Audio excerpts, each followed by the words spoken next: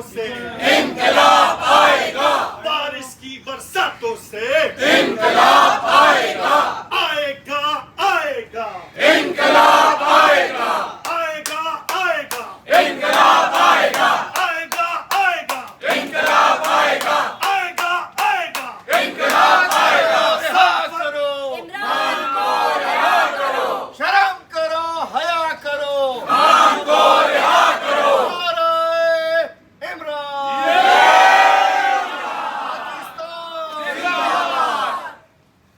भूले तो नहीं, इमरान खान आपकी खातिर, इस कौम की खातिर, इस पाकिस्तान की खातिर, इस मुल्क की खातिर इमरान खान को 5 अगस्त को 2023 को गिरफ़्तार किया गया था और आज तीसरा साल मुकम्मल हो जाएगा। वो शख्स इस कौम की खातिर जेल में है, वो हमारी खातिर जेल में है, वो आपकी खातिर जेल में है, और जेल भी ऐसी कि ना मुलाकात है, ना दवाई है, ना इलाज है, ना कुछ है। तो मैं कहना चाहता हूँ, इमरान खान हमारे दिलों की धड़कन है, इस कौम के दिलों की धड़कन है। जब तक खान साहब रिहा नहीं होते, कोई समझता है कि मुल्क में बेचैनी ख़त्म होगी, ऐसा नहीं हो सकता। तो मैं सवाल मांगना चाहता हूँ, कुछ सवाल आपसे रखना चाहता हूँ और बताना चाहता हूँ कौम को कि इमरान खान के क्या जराइम थे जिनकी वजह से खान साहब को गिरफ़्तार किया गया था। खान साहब ने सबसे पहले अक़वाम मुत्तहिदा में नामूस रिसालत की बात की थी। इमरान खान ने इस्लामोफोबिया का दिन मनाने का ऐलान किया था। इमरान खान ने कहा था कि हमारे नबी पाक सल्लल्लाहु अलैहि वसल्लम के ख़िलाफ़ बात ना करो, खाके ना बनाओ, हमारे दिलों में दर्द होता है, दिलों का दर्द बड़ा शदीद होता है। दूसरा जुर्म, इमरान खान ने जब ड्रोन हमलों के लिए अड्डे मारने की बात की थी तो उसने कहा था एब्सोल्युटली नॉट। कोई जुर्रत नहीं है किसी में इमरान खान की तरह कि वो इस बड़ी सरकारों को जिनकी पैदावार है अमेरिका और उसके बगल बच्चे, उनको एब्सोल्युटली नॉट कह सकें। इमरान खान ने कहा था।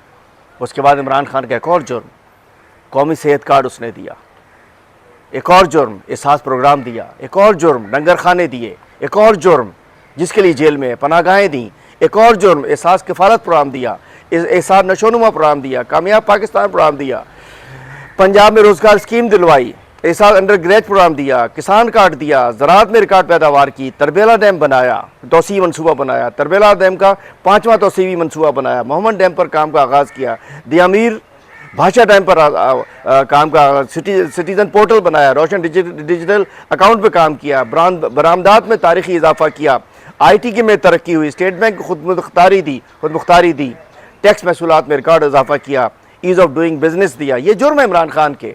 बिलियन ट्री सुनामी के प्रोजेक्ट्स लाए, ये जुर्म था। नया पाकिस्तान हाउसिंग, ये इमरान खान का जुर्म था। नेशनल पार्क का काम किया, ये जुर्म था। टूरिज़म के ऊपर काम किया, जुर्म था। करतारपुर राहदारी बनाई, ये भी इमरान खान का जुर्म था। सयाहत के लिए मुल्क को खोल दिया, ऑनलाइन वीज़े कर दिए, ये भी एक जुर्म था। दिफाई पैदावार में खुद कफालत की, पहली नेशनल सिक्योरिटी पॉलिसी बनाई, गैर जानिबदार खारजा पॉलिसी बनाई, मनी लॉन्ड्रिंग के ख़िलाफ़ इक़दाम किए। उसके अलावा पाकिस्तान पोस्ट की बहाली, FATF के तकाज़ों को पूरा किया, आबी वसाइल के मनसूबे बनाए, यकसा कौमी निसाब किया, अमीर गरीब बच्चे के लिए एक अल-कादिर यूनिवर्सिटी का क़याम किया, हुनरमंद पाकिस्तान का शुरू किया, कामयाब जवान शुरू किया, स्पेशल टेक्नोलॉजी जोन्स बनाए। मैं कहना चाहता हूँ कि खान साहब के बड़ी तफसील है इसके अंदर। ML1 का मनसूबा कुछ रुकवा दिए गए, DI खान का मनसूबा, गवादर की तरक्की को प्लान किया, सनतों को कोविड के दौरान इमरान खान साहब ने भरपूर अंदाज में कोविड से मुकाबला किया। 63 जराइम है इमरान खान साहब के, जिसके सिले में वो जेल में है।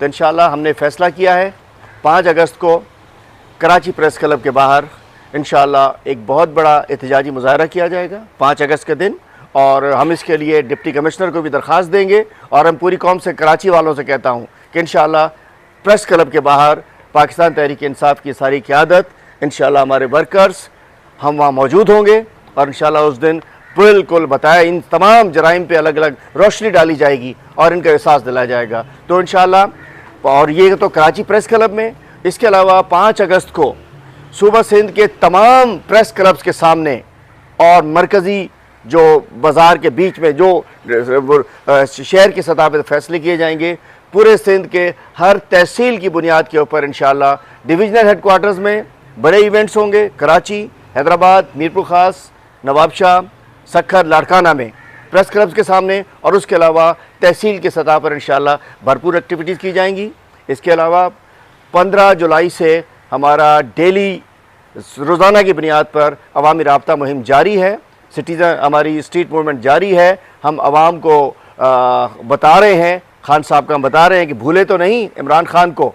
हम ये कहते भूलना नहीं इमरान खान को, क्योंकि वो आपको नहीं भूला है, वो आपकी खातिर जेल में है, वो कौम के साथ खड़ा है। तो इंशाअल्लाह 5 अगस्त को पूरे पाकिस्तान में अनाउंसमेंट हुई है। सूबा सिंध और हमारे डिवीजन्स इसके अंदर साथ रहेंगे। हमारी मदर पार्टी, हमारी वुमेन विंग, हमारा यूथ विंग, हमारी ISF, हमारी ILF, हमारा लेबर विंग, माइनॉरिटी विंग, किसान विंग, तमाम जो है वो उसके साथ मिलकर एक जान होकर जो है वो इंशाअल्लाह हम कराची में कराची प्रेस क्लब के सामने इकट्ठे होंगे। क्या इन्होंने जुल्म किया है, क्या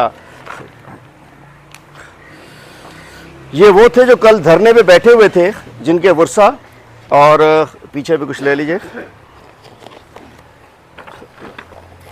आगे आगे सब,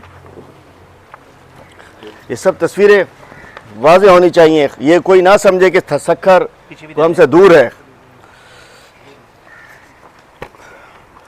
तो मैं बताना चाहता हूं जी कि ये जुल्फ़िकार अली भुट्टो साहब की, शहीद जुल्फ़िकार अली भुट्टो की पीपल्स पार्टी, शहीद मोहतरमा बेनज़ीर भुट्टो की पीपल्स पार्टी एक्सपोज हो चुकी है। ये जालिम लोग हैं, इन्होंने सिंध को लावारिस कर दिया है, सिंध की आवाम को लावारिस कर दिया है। और मैं बताना चाहता हूँ ये सक्खर के 22 बच्चों के, ये तमाम ये सक्खर के, मैं इनके नाम भी बताना चाहता हूँ, ये 22 बच्चों के जो वर्षा थे, ये मुजाहरे पे बैठे हुए थे। कई साल हो चुका है, बच्चे बरामद नहीं हो रहे, बच्चियां बरामद नहीं हो रही। ये बच्चियां भी हैं इसके अंदर, बच्चे भी हैं, जिसकी औलाद जाए उसको पता चलता है। IG साहब ने कहा सर गॉन केस, उनका पुराना केस है, उठाए ना इसको। तो मैं बताना चाहता हूं ये प्रिया कुमारी 2021 से तस्वीर मौजूद है यहाँ, प्रिया कुमारी अगवा है, बरामद नहीं हुई।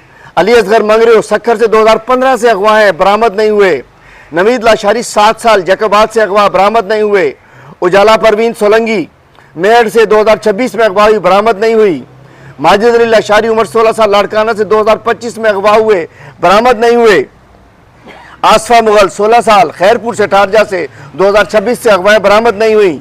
फातिमा तुनियो उम्र 10 साल मेहर सिटी से 2023 से अगवा, बरामद नहीं हुई। जैनब मेमन फिजा मेमन 5 और 6 साल सच्चलकोट कराची से अगवा हुए, बरामद नहीं हुए 2025 में। सुहाना उम्र 14 साल रोडी से अगवा, बरामद नहीं हुई। मोमिन अली लांगा उम्र 13 साल रोडी से अगवा, बरामद नहीं हुए। सबा के रोड़ो उम्र 14 साल पन्नो वाकिल से 2026 में अगवा, बरामद नहीं हुआ।